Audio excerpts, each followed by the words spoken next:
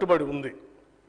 రాష్ట్రంలోని అర్హులైన కుటుంబాలకి గృహజ్యోతి పథకం కింద 200 యూనిట్ల విద్యుత్తుని ఉచితంగా అందించేందుకు ఇప్పటికే మంత్రివర్గ నిర్ణయం జరిగింది. దానిని అమలు చేసే సత్వర చర్యలు చేపడుతున్నాం. ఈ పథకానికి బడ్జెట్లో 2418 కోట్ల రూపాయలు ప్రతిపాదిస్తున్నాం. రాష్ట్రంలో ట్రాన్స్కో మరియు డిస్కమ్లకి ఈ బడ్జెట్లో 16,825 కోట్ల రూపాయలు ప్రతిపాదిస్తున్నాం. అడవులు మరియు పర్యావరణం తెలంగాణ రాష్ట్రంలో పర్యావరణ పరిరక్షణకు ప్రభుత్వం విశేష ప్రాధాన్యతనిస్తుంది. సింగిల్ యూజ్ ప్లాస్టిక్ వాడకాన్ని పూర్తిగా నియంత్రించడానికి ప్రజల సహకారంతో అమలు చేసేందుకు రాష్ట్ర ప్రభుత్వం కృతనిశ్చయంతో ఉంది. ఈ సంవత్సరంలో ప్రభుత్వం బయోడైవర్సిటీ మేనేజ్మెంట్ కమిటీల్ని పటిష్టపరచడం, పర్యావరణ అవగాహన మరియు శిక్షణ కార్యక్రమాలని చేపట్టబోతున్నాం. అంతేకాకుండా తెలంగాణ మత్స్య సంపద వైవిధ్యం, వెదురు పంటల సంరక్షణ మరియు పునర్జీవం, చిత్తడి నేలల సంరక్షణకి సంబంధించిన కార్యక్రమాలు చేయబోతున్నాం. రాష్ట్రంలో అవసరమైన వారందరికీ డబుల్ బెడ్రూమ్ ఇళ్లను నిర్మించి ఇస్తామని గత ప్రభుత్వం చేసిన వాగ్దానాన్ని గాలికి వదిలేసింది. గత ప్రభుత్వం చెప్పిన విషయాలు విని తెలంగాణ రాష్ట్ర ప్రజలు డబుల్ బెడ్రూమ్ ఇళ్లపై ఎన్నో ఆశలు పెట్టుకున్నారు. ప్రజల అవసరాలని, ఆశల్ని గత ప్రభుత్వం వారి రాజకీయ అవసరాలకు మాత్రమే వాడుకుంది.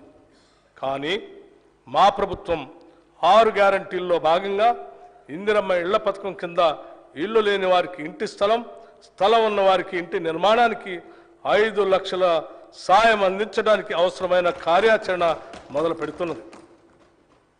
ప్రధానమంత్రి ఆవాస్ యోజన పథకం కింద పొందగలిగిన నిధుల్ని గత ప్రభుత్వం వినియోగించుకోలేకపోయింది. అందుకోసమే ఇప్పుడు కేంద్రం నుంచి అత్యధిక నిధులు రాబట్టి వాటిని తెలంగాణ ప్రజలకు మరింత ఎక్కువ లబ్ధి చేకూర్చేలా వినియోగిస్తాం. ఈ సంవత్సరం ఇందిరమ్మ ఇళ్ల పథకం కింద ప్రతి నియోజకవర్గానికి 3,500 ఇళ్ల చొప్పున మంజూరు చేస్తామని తెలియజేయడానికి సంతోషిస్తున్నాం.